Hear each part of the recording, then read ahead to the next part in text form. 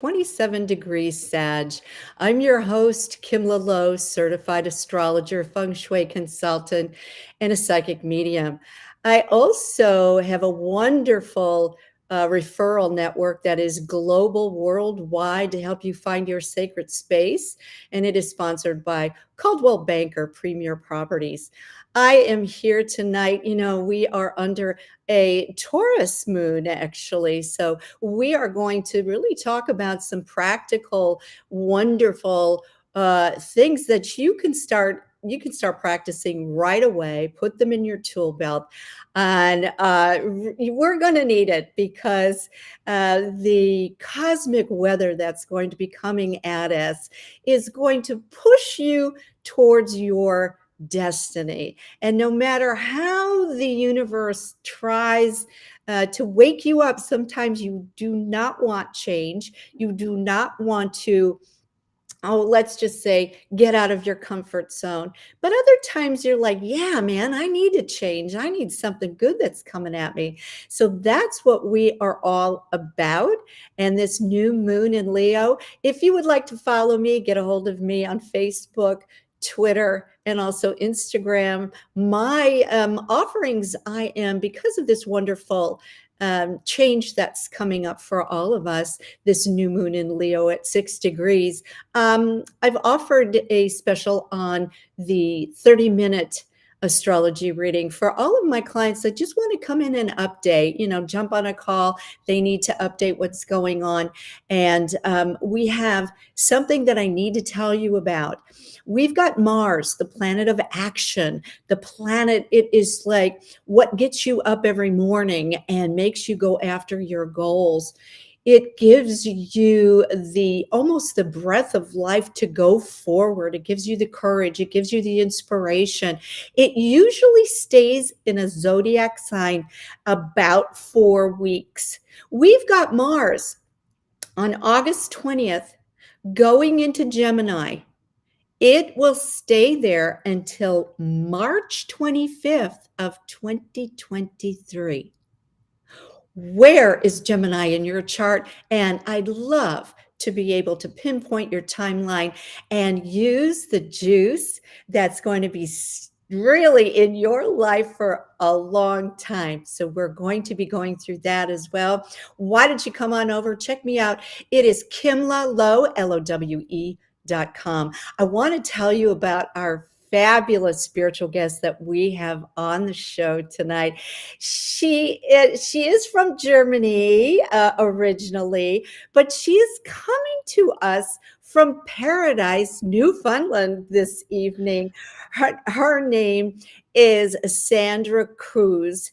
And Sandra has a very interesting story, and she is a fabulous, innovative healer. She's an intuitive trauma release and self-empowerment coach. She's certified traumatic incident reduction facilitator. She's a Reiki master, a teacher, and also a published author. We're going to talk about her book tonight as well. But her passion and dedication for trauma healing was born as a result of her own traumatic past. She's going to tell us all about that. She studied art and science of coaching at Erickson College International in Vancouver, Reiki Level 1 Master at Beaumont Hospital in Warren, Michigan, and Traumatic Incident Reduction in Windsor, Ontario. And as part of her journey, she has also been introduced to the Tarot and also healing through the Akashic records. And that's what I love about this lady. She's so talented. Put your hands together for Sandra Cooze. Thank you. Welcome, Sandra. How are you? Thank you so much, Kim. It's such a pleasure to be here. I'm doing wonderful. How are you? I'm great, and I am just so happy to welcome you here. And it just tickles me that you're coming and you're broadcasting from paradise. Yeah, isn't that something? That And it is. actually looks like paradise. It's beautiful here. Oh, in Newfoundland. Wow. That's, for me, I'm in Florida. That's a long way away. So Yeah. thank you for coming. I wanted to talk to you a little bit about trauma, about healing, and about, all the different ways that people have been researching this. And, I kind of feel like we check some boxes before we even arrive on the planet for certain experiences so that we can get to the other side, so that we can develop this wonderful maybe new techniques and how to help others. Do you feel the same way? Yeah, most definitely. Yeah. I mean, when I had to go through all my trauma, of course, I wasn't happy about it, like no Yeah. one would be. But now, once I healed and I looked back and I realized how much knowledge I had gained on my healing journey. So, if anyone asked me the question if there's anything I would do different in my life, I would say no. I would go through everything again to get me to this point again because I absolutely love where I am and what I do. Wow. And you've been through some stuff, some pretty traumatic uh, Mhm. abuse in your life. You want to tell us a little bit about your story? A little bit. Yes. It started when I was 12. I was molested. And when I was 14, I was sexually harassed. Between the age of 16 and 17, I was bullied in school. Then, between the age of 19 and 25, I was sexually assaulted multiple times. And at the age of 22, I was raped. Wow. Wow. And you get to the point where, did you ever think to yourself, is there something I'm doing here? Am I doing something More wrong? than once. Right? I Yes. mean, that would be like, what am Right. I doing wrong? What am I what makes me so different than anybody else? Mhm. Why am I being the victim or prey here? Um, did you think to yourself, gosh, um, you know, I want to make myself unattractive, or, you know, something, so nobody will look at me. I want to turn invisible. That's what I would do. I would be like, how do I make myself invisible? Because it's not working too Well, well. well, for me, it was gaining 40 pounds. That's what I did to myself and still working on getting rid of it. Right, But before I could do that, I had to heal the right, reason why I gained weight in the first place to become invisible because I was afraid of being seen. But it's normal. Other right, people become bulimic or right, others cut themselves, and I gained weight. right, right. And that is very, very normal. I mean, Yeah. for people to also just kind of hide their light under a barrel, or Mhm. really reduce the value of themselves. Um, I do some work with some of the wonderful spiritual friends in my circle that I have, about soul retrieval.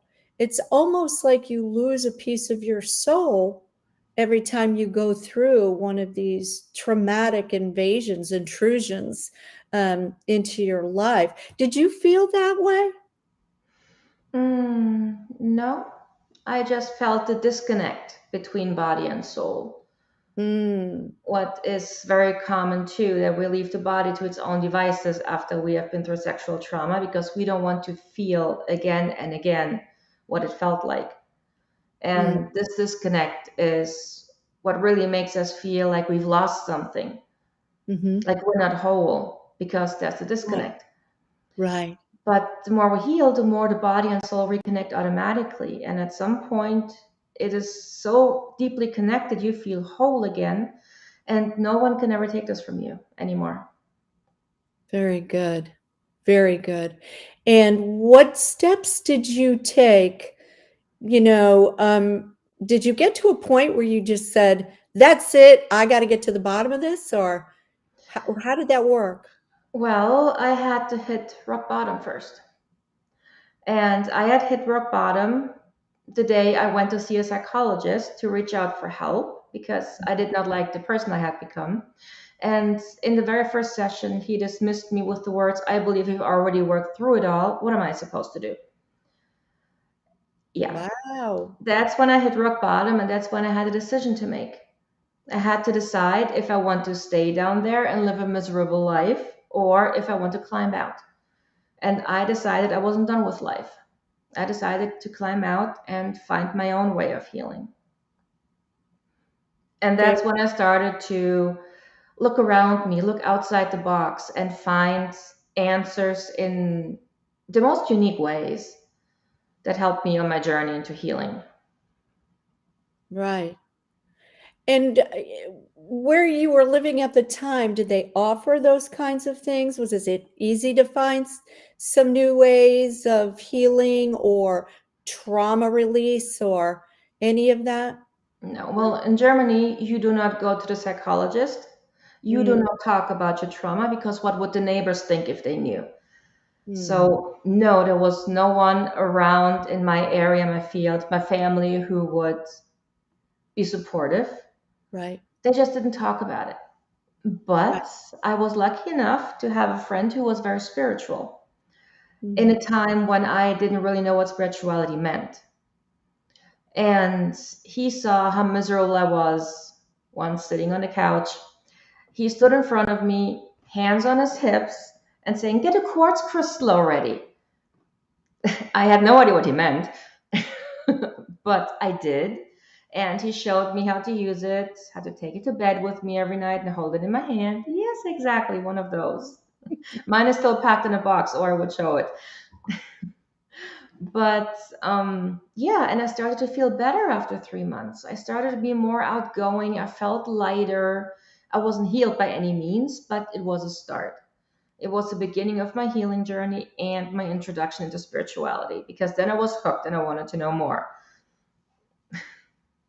yeah, I get that. I started studying astrology when I was 10. So that Mm, was my gateway into the movement and my journey. So you started with crystals and you started recognizing the fact that aha, I can get myself back. yeah. That's very courageous.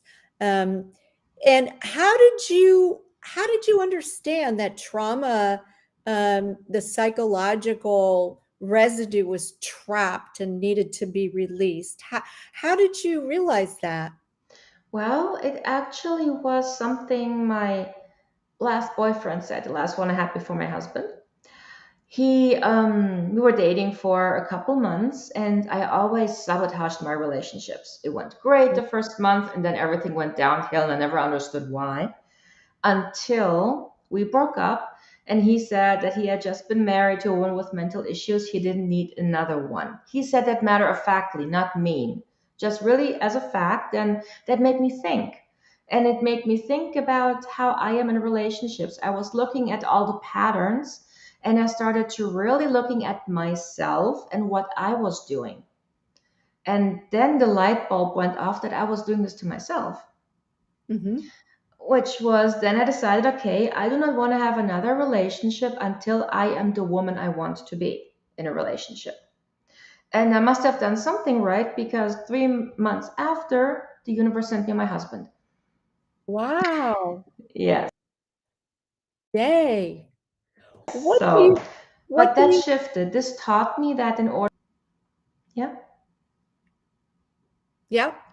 Are you I meant there that in you order to heal my trauma, I have to look at myself and Mhm. go deep within and understand why I behave the way I behave in different situations. And then understand the emotion behind it. And Mhm. what I didn't understand then, that what I was doing is releasing the triggers. Now I do looking back, but back then I Oh, didn't know what I was doing, but it worked. And I felt better and better. And here I am today.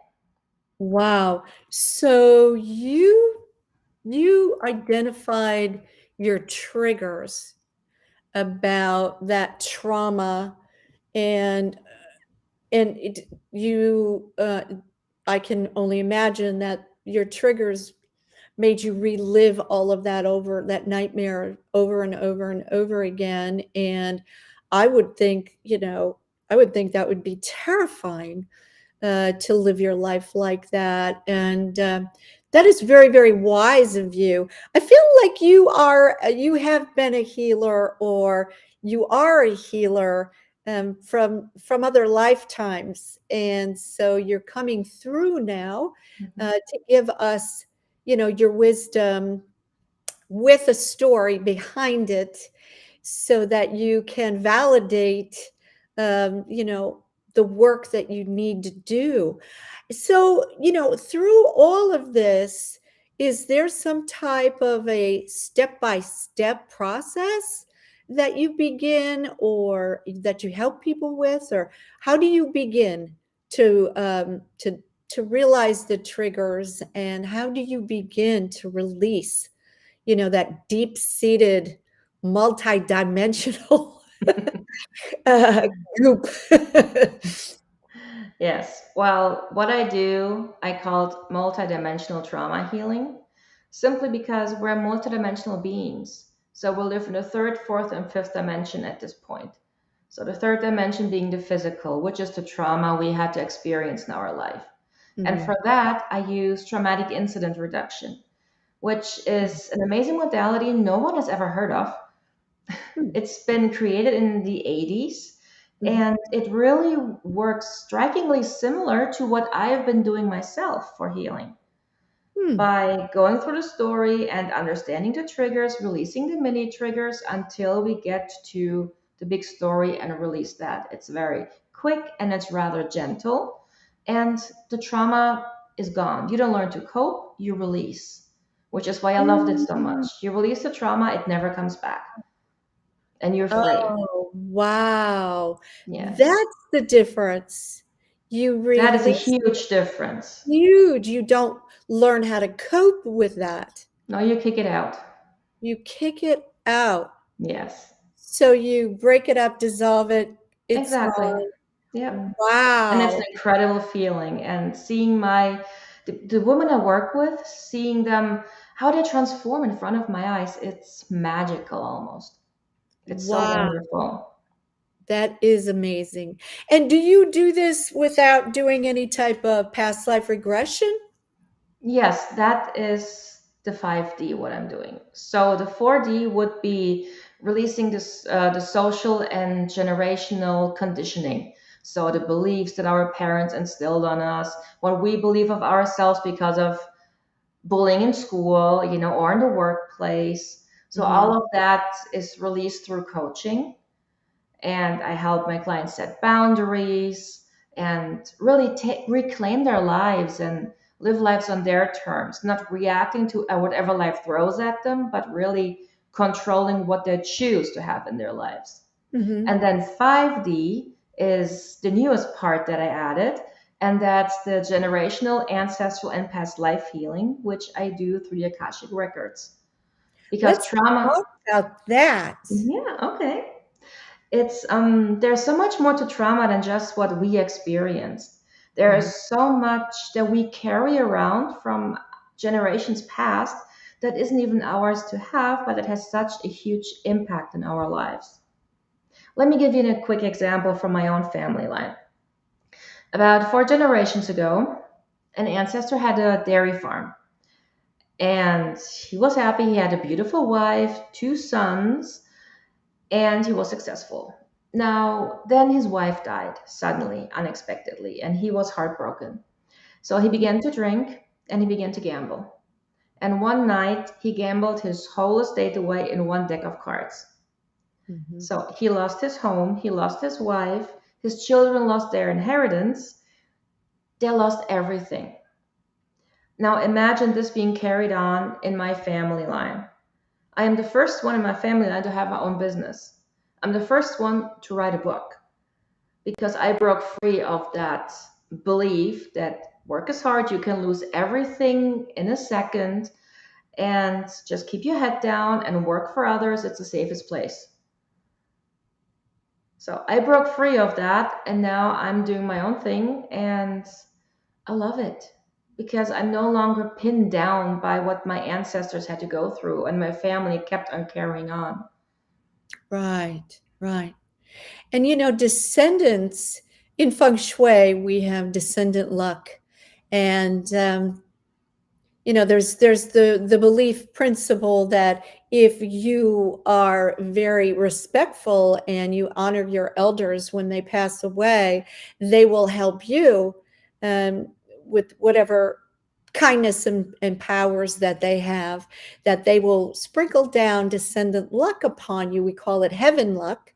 And there's specific points in time and also directions as to how you can increase that, and so that you keep that chain going for abundance and down the line. So when you're going through, and do you call it sessions or a therapy, or what exactly do you call that when you release all that trauma?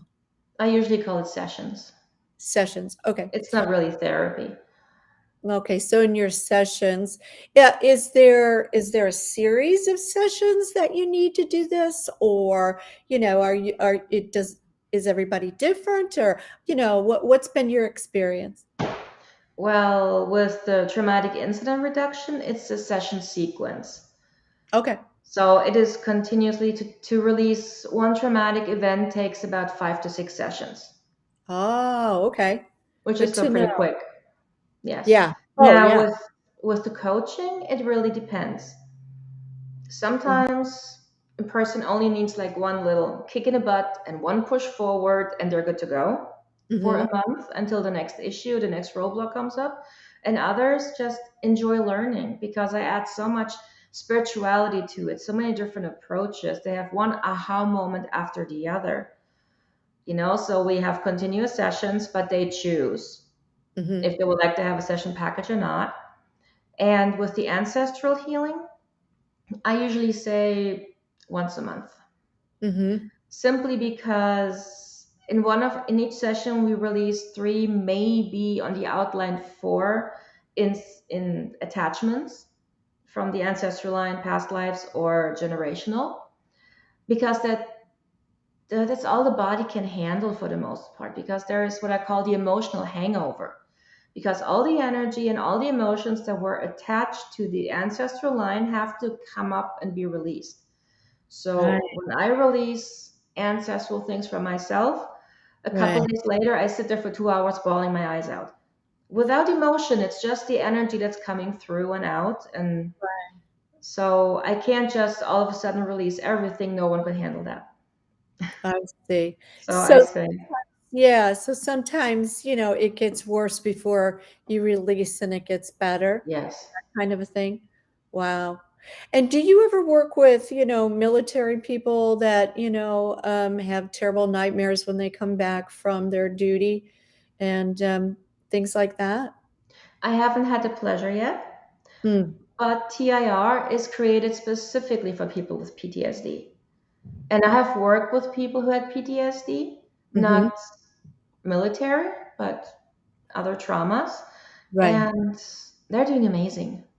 Are they? They're not getting triggered, they have no episodes, nothing. Right.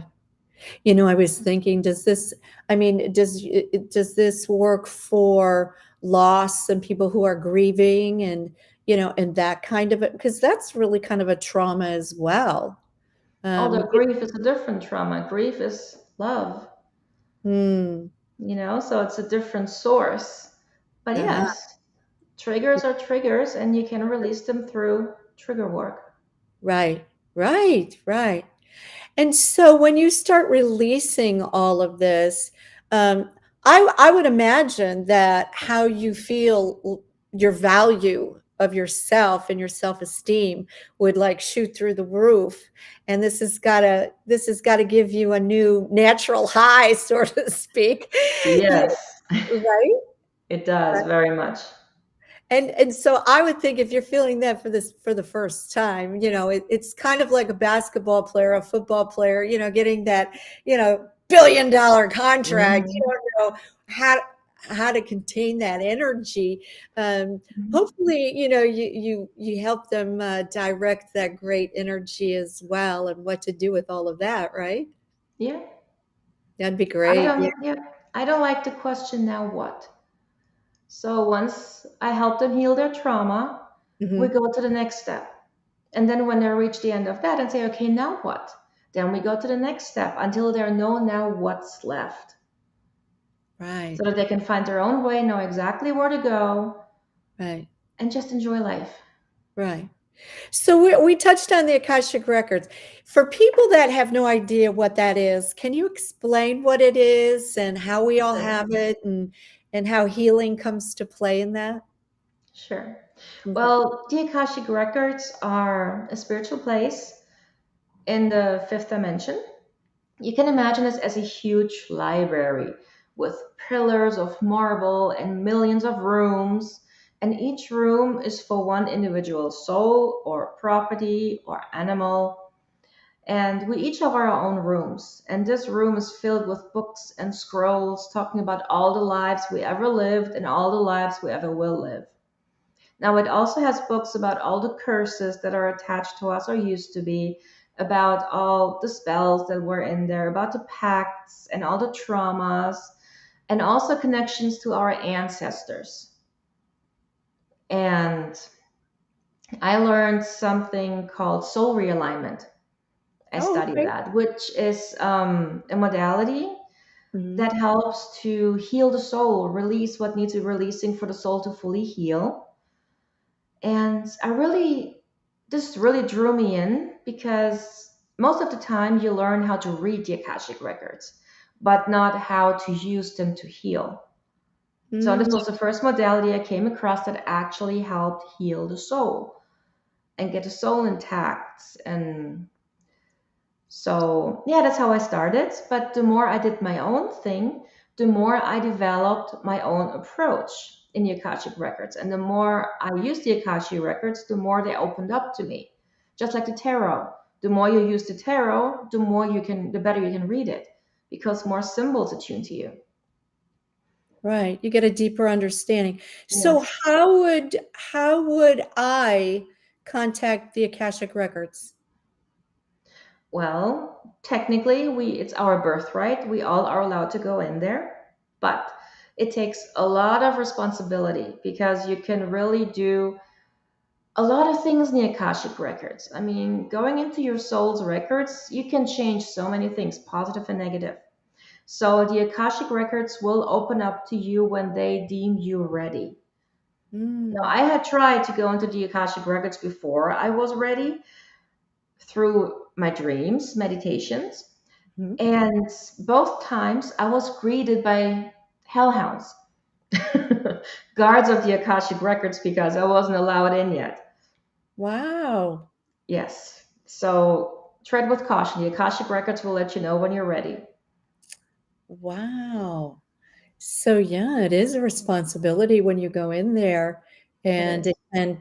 it probably, you know, you have to be ready for that change of belief systems as well Yes. when you go in there. I have heard people describe the Akashic records as a huge tapestry, and Hmm. how you have you have come into it and how it's going, and that it's a movie unto itself, and that everything is happening at once. And I know that's very difficult for everybody to kind of get a hold of what exactly and how that is. Um, but when you go into the Akashic records, um, does it take into consideration that you're having a life on planet Earth, and this is a planet of free will and free choice? And does it, like, if you make it, if wait, can we reset that? I want to make a different choice here. I mean, does it all of a sudden just, replay, or, reweave itself, or how does that work? Well, I've never tried that. Mm. But then again, I always go in with the utmost respect for the Right. Akashic records and the soul that I'm working for. Mhm. And I always ask for permission in everything that I do. I always double check. Is it Mhm. okay if we make this change? Are we allowed to clear that? And Oh, with the okay. tapestry, yes, I had learned that too. But the Akashic record said, nope, you're going to see the library. You're not going to see the tapestry. So, as much as I tried to focus on the tapestry, nope, I was put into the library. Oh. So, I tried. But Oh, okay. Okay. yes, So, but there is a movie Tapestry you can yes, there is. see. I saw it, but I wasn't supposed to go there. I guess it's different for everyone.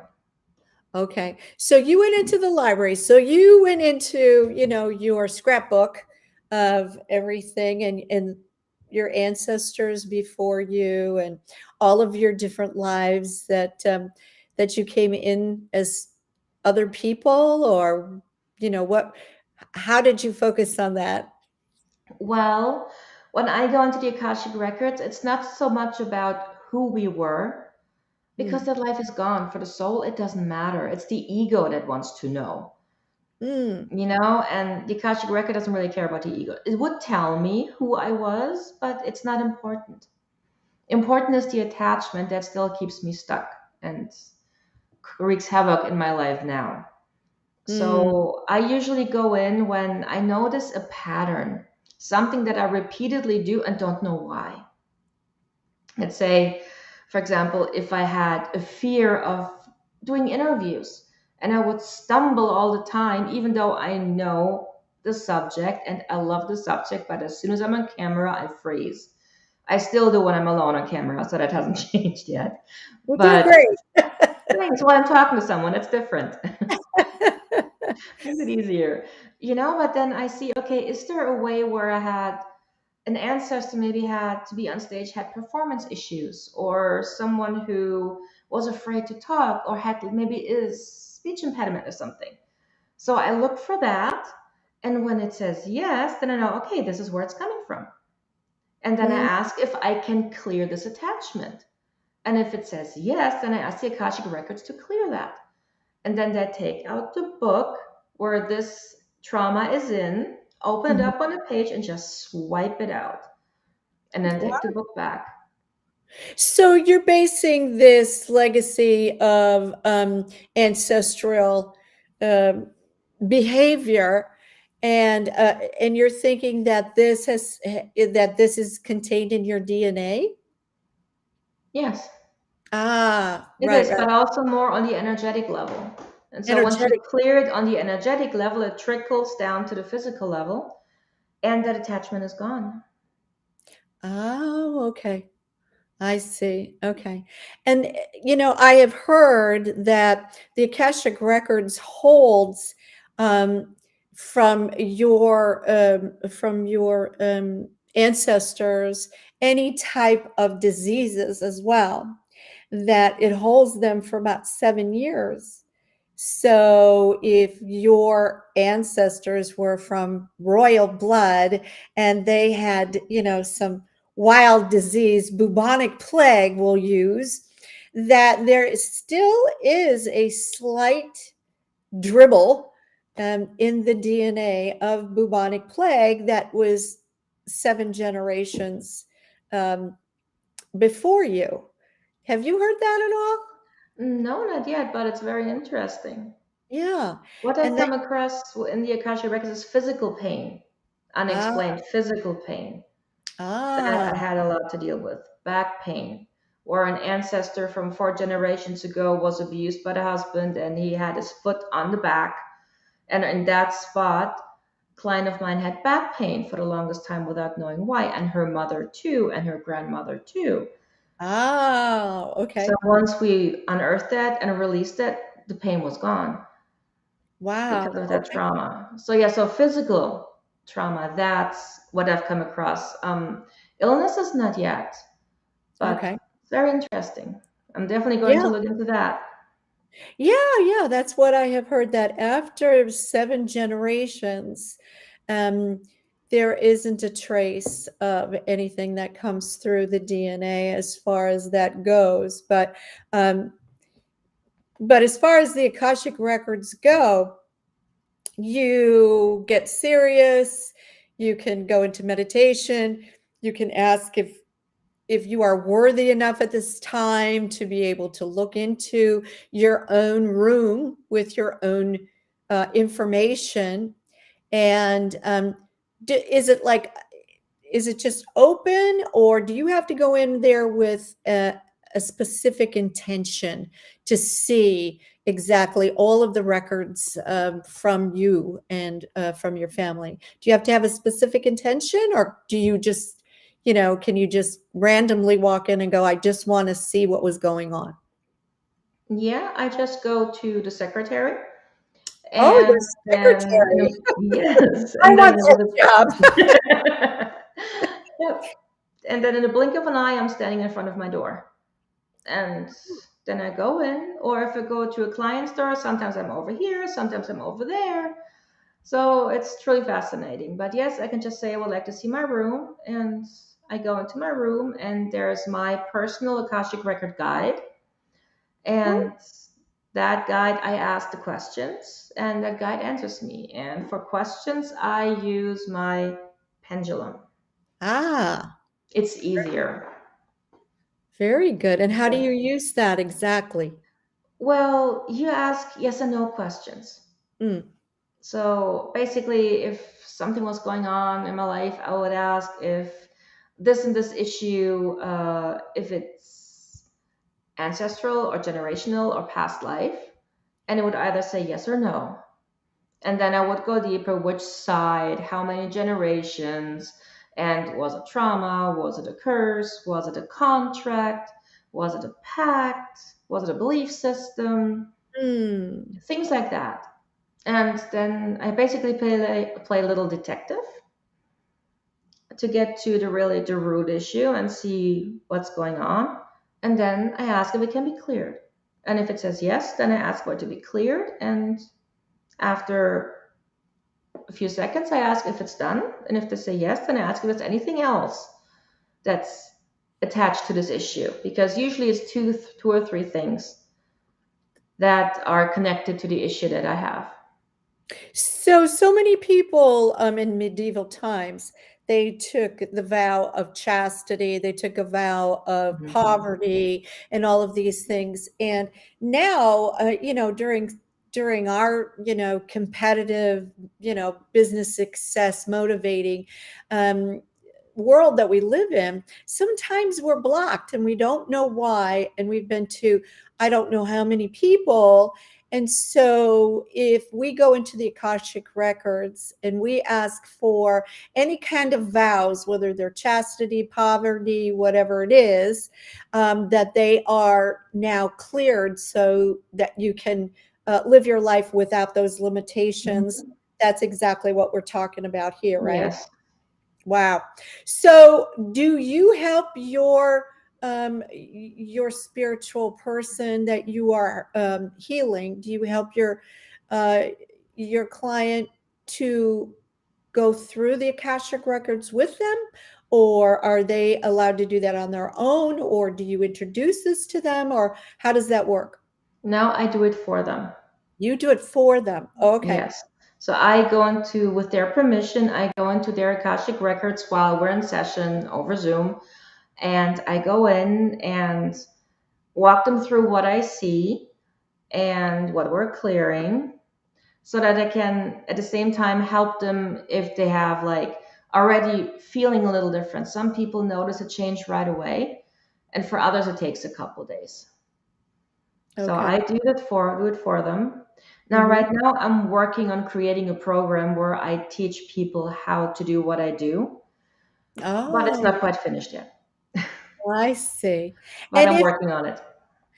you find out through the Akashic records, let's just say you've always wanted to have a child, and it's just really hard, and no matter what you've tried to do, you can't do it, and you find out through the Akashic records that it was a contract at this particular time. Are they willing to change your contract? Now, contracts usually get released. So I will ask if this contract is fulfilled. And if yes, then I ask that if it can be released so that it's gone. I have found quite a few demonic contracts with my Wow. clients. Yes. Wow. And even That's though they were fulfilled, the contracts hung on and the demons did too. So we basically had to release the demon, send it off to where it had to go, and then burn off the contract. wow. Wow. Happens Okay. to a lot. Happens a lot. And these particular contracts of a demonic nature, does this have to do with any kind of violence No. or nothing like that? What constitutes a demonic contract? Well, the contracts were made with the best intentions to help others. Basically, someone being so desperate that they wanted to help someone so badly and had no chance. Let's say a whole village was starving. So, giving away your soul so that, or doing a making contract with a demon so that the whole village will have enough to eat for the rest of their lives seemed like a good idea at this point, or the only chance they thought they had. And so they made the contract and Hmm. were bound or had to give something up. Let's say if they had various unique healing gifts, they were not allowed to use those healing gifts per the contract because they would become too powerful for the dark side. It sounds like a science fiction movie, I know, but um, yeah, but then the contract was still there, even though the time was already done. And so the demons always hold on, you know? So, but we can release them and release the contract so that now they can open up to the full spectrum of their gifts and Wow. really tap into their purpose, which, but they couldn't be before because they were blocked. Wow. So does this weave into the belief system of karma as well? Yes. Now, karmic clearing is very easy for the most part, really. Wow. When the Akashic Records added this to my list of clearings, I was surprised. Usually, when there's a karmic issue, then they tell me what happened. So I basically see a movie in my head. Usually, it's something that I did, or I did something, and because of that, someone died, or something like that. And so it could be something as simple as they have to apologize to the souls that suffered because of what they did. So Wow. basically, acknowledging what their soul did and apologizing for it. And that Wow. clears the karma. Or others need to do a little ritual, like tobacco in the wild, collecting a feather, or doing something kind for Mother Nature, whatever it was that they did. They basically have to, I mean, you can't reverse it, but you can basically acknowledge that you did and apologize. And then the karma is being released. Yeah, because I'm thinking that a lot of these soldiers that go off to a war that perhaps, they come home and they're just like, that was my job and now I'm haunted by all of this, or even the police force, they find themselves in, traumatic situations where, you know, maybe they wish that the outcome was a little bit different if they had just done something different, and the guilt and how that karma works, and am I paying this person back for something they did to me, all of this back and forth. So this gets all straightened out in the room of the records, is that right? Yes. Wow, that's awesome. And so when you go in with the permission of your client to go in there and, kind I mean, I'll probably be in there for a week. Just saying. I mean, pack a bag and a lunch. you know, I may be in there for a while. How long do you usually stay in there? I mean, do they just give you one or two and then that's all your body can handle? Or are you ready for, a clean sweep? How does that work? Well, I don't know. It depends if I go in to learn a little more or if I go in with specific questions, then it doesn't take long because once I get what I need, I just move on with my life. until there's something else that I need. Mhm. So I don't go into the Akashic records for mundane questions like, is my dinner going to turn out great? Or will I be in a traffic jam? Things that you use your tarot cards or your pendulum for. So I only go into the records when I really have something that I need their advice from. Because, like I Mhm. said, it's a place that you need to respect, highly respect, because Mhm. it's one of the highest realms you can get to right now. And it holds all the wisdom that you could ever imagine. And it's So, protected greatly. It's yes, it is. greatly protected. And so, and I do know that you are also a psychic medium as well. Um, Going back and releasing or dissolving these particular issues from generations or multidimensional issues that you have you ever had a conversation with someone on the other side about it? No, sometimes they come through, pop into my mind, and leave me symbols or give me a feeling that I'm supposed to pass on. Now, I haven't really worked with my abilities as a medium because simply I wasn't ready. So, yes, sometimes they push through. I had a poltergeist in my house and had to help him cross over. Not my funnest week, but yes. Yeah. So, yes, they find me, but I'm not seeking them out just yet. Uh-huh. Right. I hear you. Well, so many people are in the chat room. I want to say hi to Janina. I want to say hi to Diane. I can't believe you have found me, Diane. Sheena. Love you, Sheena girl. Sheila. So nice. And Bill is in there. And also Phil. Phil's in here too. Hello, everybody. I want to say hi. And I want to give you a chance if you have any questions for Sandra about the Akashic records or about how to release these triggers, that put you in this paralyzed state of trauma all the time. Go ahead and ask away. We have a few moments left, but she's such a delight, and she does such deep work. You have to have a lot of courage to work with this kind of subject. And do you find that you are so special that sometimes you're like, oh, what do I do? Oh, it's pretty deep. I don't know. I can't imagine doing anything else. There you go. I guess it's because I healed my trauma and I really walked through every aspect. I learned so much about it, and trauma just makes sense to me. And my clients always ask, how can you do this? Like when you hear the stories I tell you. And I keep telling them, for me, it's not about the story you've lived.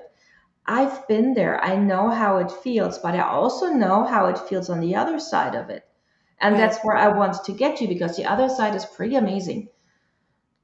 It It feels is pretty so true. incredible. Yeah, it is so true. When you're going through these challenges, like I did, and trauma, it's inevitable around you. It's just like, oh my gosh, how am I going to get through the day? Um, whether whatever ways you choose in order to keep on living and keep on heading in that direction. But trauma is something that nobody wants to talk about.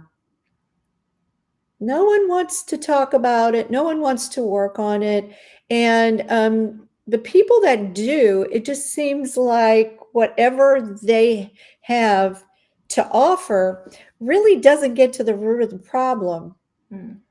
So, for you to be able to have this wonderful way to dissolve trauma and to do away with it, and to lighten, to brighten, to really live in joy, and happiness after experiencing all of this. Now, I have to say, I'm going to play devil's advocate here because, everybody says if you don't have challenges in your life, or if you don't suffer some type of a loss, or, an intrusion, you won't put up boundaries. You won't be able to experience joy and all of that. How do you feel about that? Well, I've been thinking about this a lot. And I think trauma, in a way, is a rite of passage. Because the first 20 years of our lives, give or take, we're trying to figure out who we are. We don't know who we are. We don't know our strength. We don't know our weaknesses. We know nothing. And Mhm. that's why it is so easy to get traumatized, to get taken advantage of, to being abused, because we have never experienced that. Now, after healing from your trauma and getting back to a point where you love yourself so deeply, no one will ever be able to traumatize you again because you know who you are. You've worked through everything. You came out on the other side. You have so much respect for yourself. You are so empowered. You know exactly what you want. You know exactly how to get there. No one can ever harm you again once you healed from trauma. Wow. So, in a way, someone who I'm always glad for everyone who did not have to experience what I had to experience. But there's Right. big trauma, there's little trauma, but really trauma is trauma. There is no big or small. You know, how we react to it is always the same. The story is just different. So Right. someone who has never experienced anything negative misses out on a chance to really grow. Mhm. Amazing. I have a feeling that sometimes we have these challenges put in front of us so that we can feel so good about accomplishing, Hmm. boundaries, or successes in our lives that, wow, we got through that one, we got through that. And we feel like perhaps our lives or our souls are even valued more, or there's a higher value put on that, or perhaps we're just aware of ourselves in a different light or a different perspective because we have either gotten to through a health issue, or through an abuse, or through trauma and loss and whatever, grief and all of that. And that, yes, this is part of life. And the fun part about being on the other side is when you finally get so light that you open up yourself to this wonderful dimension of love and joy. And that is such a high vibratory rate. And when you get there, it's like, you're right. You don't want to give it up. You don't want to give that up for No, anybody, never right? again. Never again. And No.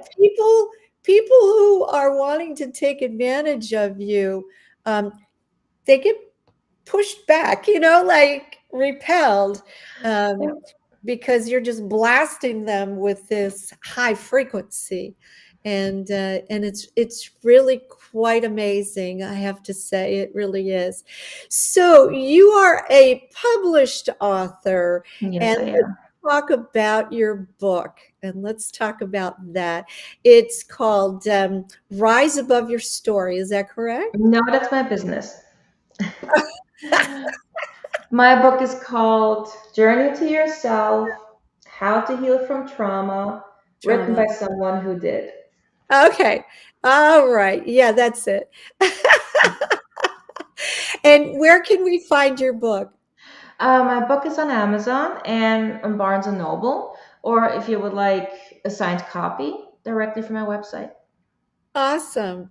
And so your website, that's what I was thinking of, Yes, is riseaboveyourstory.com. yes, that's Okay. correct. Everybody has a story, and sometimes you have to rise above yours in Mhm. order uh, to really become aware of and appreciate your journey to yourself. I love that. That's awesome. Thank And you. are you doing any other programs? As we were talking, I was pulling some cards here, and you were talking about what you went through in school and bullying and all of that. And I pulled a card, the Indigo and Crystal Children. Perhaps there's a little book in you for them as well. And I kind of got that feeling as you were talking, and I thought, oh my gosh, I hope that you channel what these kids need and the tools they need too, to go through school, because it's so traumatic.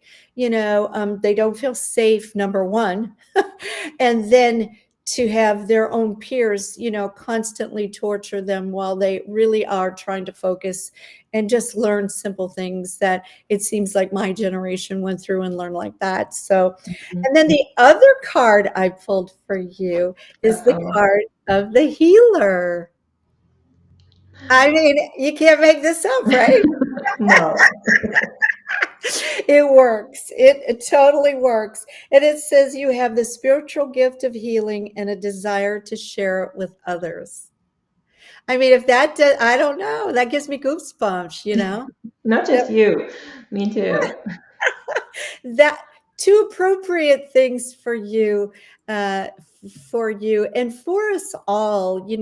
I have never met anyone that didn't need some type of release of a blockage or trauma or a loss or some kind of baggage that perhaps they haven't even pinpointed what it is. I work with so many clients who are depressed. They have no idea where it's coming from. Um, and, they have no idea why they don't fit in or what's their purpose on the planet. And a lot of this kind of thing, I pick up a lot of that information by doing the astrology and the charts from the soul imprint, and I read that as well. I am absolutely just so enamored by the work that you do. It is just fabulous work. It's Thank deep you. work. And there's not a lot of people using the Akashic records as well. And also this multi-generational um, dimensional healing that you do. So it's one of those things that is bound to get at the root of the problem so that you Yes. live a lighter and happier life. Sandra, thank you so much for coming along with us this evening. I want everybody to go out there and check on her website, order her book. Her journey is absolutely amazing, and I know that each and every one of you have an absolutely amazing journey, an amazing story. And if your story is holding you back, seek out Sandra Cooze. She's going to blast you up and raise you higher than your story so that you have another story right around the corner that's even better. So, do you have any other projects or anything else that's coming up for you? Well, I work on book 2 right now. Okay. Journey to Yourself is a trilogy. Okay. So the next book is going to be called Unbecome Who You Were Taught to Be, which goes into social and parental conditioning, into our upbringings, into what we were thought to believe about ourselves, and Right. set healthy boundaries, and all of those things. Wow, that sounds interesting too. Well, you'll have to come back when we I can talk about that topic as well. And many sacred blessings on your new home in Paradise, thank you. Newfoundland, to you and your family. Thank And you. for those of you who are wanting the skinny and all of the great stuff that's coming up for the new moon in Leo, and there's a triple conjunction that you really should know where that's located in your chart so that you can kind of make a game plan on how to get around that if it's going to show up in a challenging way, and how you can appreciate that challenge when you get to the other side. But also, and I said this in the beginning of the show, and if you tuned in late, Mars, the action planet, usually is in a zodiac sign for 4 weeks. On August 20th, it is going to move into the sign of Gemini. It's going to stay there. It's going to work that sign of Gemini like you have no idea. It's going to go forward. It's going to go backwards. It's going to go forward. And it's not going to leave the sign of Gemini until March 25th of 2023. How about that? So, all you Geminis out there, you've got to book a session with me. If you're married to a Gemini, or if you have a Gemini moon, or your rising Gemini, you've got to know how to work with this energy so that you can really accomplish amazing big things in your life. Change is right around the corner, and it starts with you. Thank you so much, Sandra Cooze, for coming on the show. I really appreciate it. Thank you for everybody in the chat room. And until next time, may the angels protect you and guide you. Good night, everybody. Night.